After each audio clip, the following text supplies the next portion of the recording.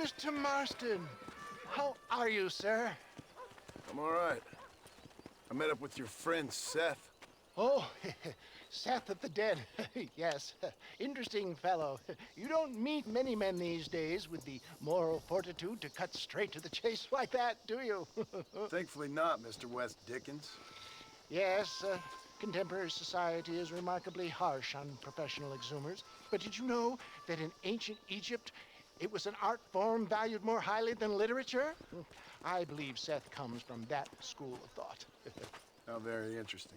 Look, you thought any more about our plan? Ah, your plan, dear boy, your plan. I am merely the help, not mercifully the arbiter of wisdom. What you are, dear boy, is the man whose life I've saved twice now. A man who sells lies and deceit to unwitting people. A man who, if he doesn't help me, I won't think twice about putting a bullet through his skull, feeding to the vultures myself. You see, Mr. Marston, you have the exterior of a violent man, but the soul of an angel, and that is what I think I cherish most about you. That's what I thought. But before we can attend to your particular problems, we need some extra lubricant to oil the machinery of business. And this being America, that lubricant with which we concern ourselves is money. Money? What are you talking about? Oh, we need weapons. Armor plate for the wagon, extra hands, and I need some danger money. So, let's sell some more of these cures. Sell cures? Around here? Do you want to see me lynched? Oh, no. The sport of kings. Racing, my friend. The sport of kings. A noble activity without reproach. Exactly the kind of activity where a lying, cheating degenerate like myself can prosper. But come, let's finish the loading and we'll discuss it as we drive.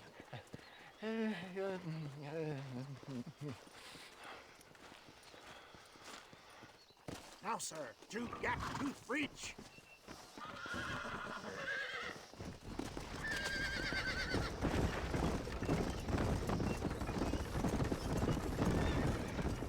Seth is an interesting fellow, is he not?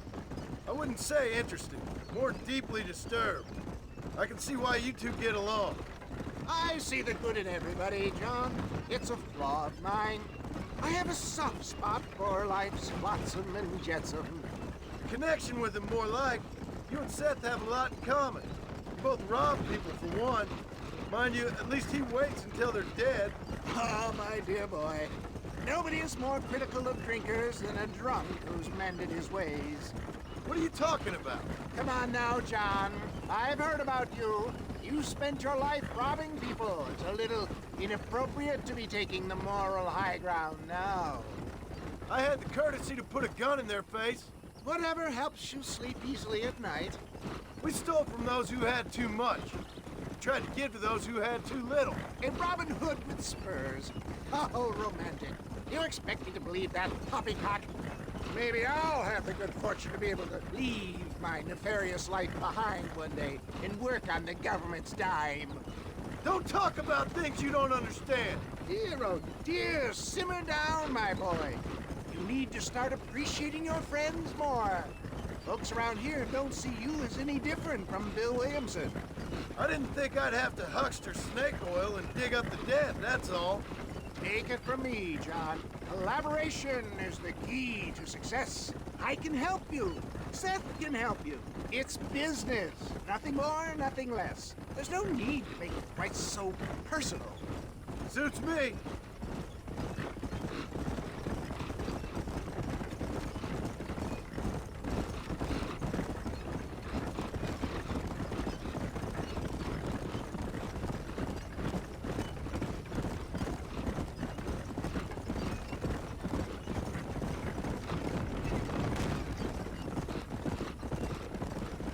Anyway, John, we must talk about the race.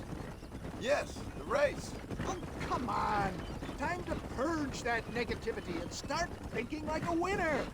You're going to have a whale of a time. They've been holding these chariot races in New Austin for as long as I can remember. And we need the money. Why aren't you racing then? Me? Oh no, not my thing at all. You have already proved yourself more than adept at the reins, my dear boy, and under some stress. These races are Byzantine in their ferocity, and the terrain is treacherous. People will do just about anything to win. Men die. It's a marvelous spectator sport. Sounds like fun. And you are my wild card, John. They won't be expecting you. So what's your role in all this? Think of me as your spiritual guide. Do I have to? You are a free man, of course, but I strongly recommend it. Imagine, just for today, you are not an aging bounty hunter, and I am not an avant-garde business pioneer. No, sir. Today, we are gladiators. Motivation, dear boy. I'm definitely feeling motivated to get the hell out of here.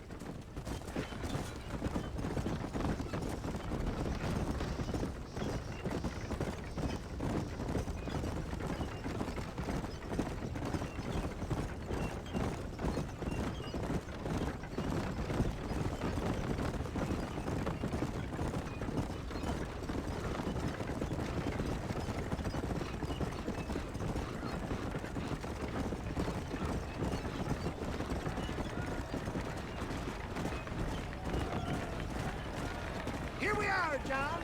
Gap Tooth Breach. Whoa!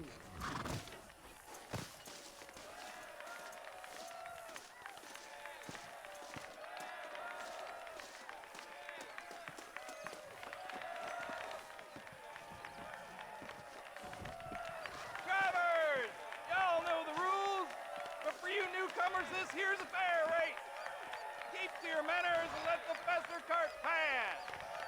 So now that's been said, y'all can get to running each other off the road like always. All right now, counting to 3. Ready, set, go!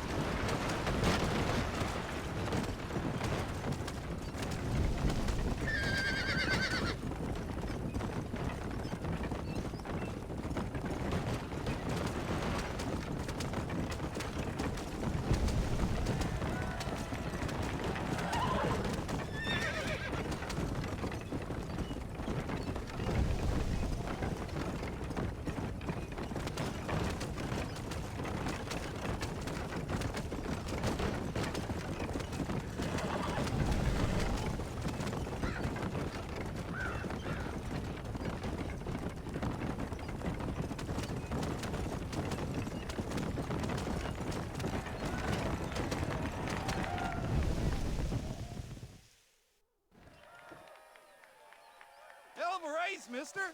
I'll take care of this cart for Mr. West Dickens. Come on, John. I suggest we beat a hasty retreat. Right, best remove ourselves from the stage before somebody decides they want their money back. Fine by me. Wasn't that fantastic? The cheers of the crowd, the thunder of the wheels. The fallen rocks, the homicidal maniacs. Oh, come on, John. Even a cold-hearted misanthrope like you must have found that just the tiniest bit exhilarating. Not the friendliest bunch, are they? They take the racing very seriously in these parts, and your participation was not entirely pre-approved. That was clear. Ah, sport, war, and heartache. The guilty pleasures of mankind since the dawn of time. I'd get away from the men we just swindled before you start waxing too lyrical. Yes, of course.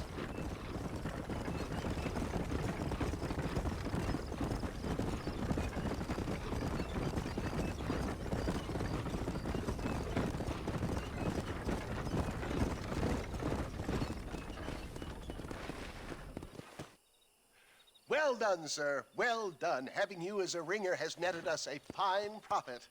We seem to be wasting time, old man. Oh, patience, my friend. The Trojan horse cannot run before it can walk, if you'll forgive the metaphor. Next, we need to procure some grand and overwhelming firepower. And for that, you need to contact an old friend of mine. Goes by the name of Irish. Irish. Yes, he's an interesting kind of fellow. He usually can be found in Armadillo or some other town around here on some bacchanalian revel or such. Great. An alcoholic arms dealer.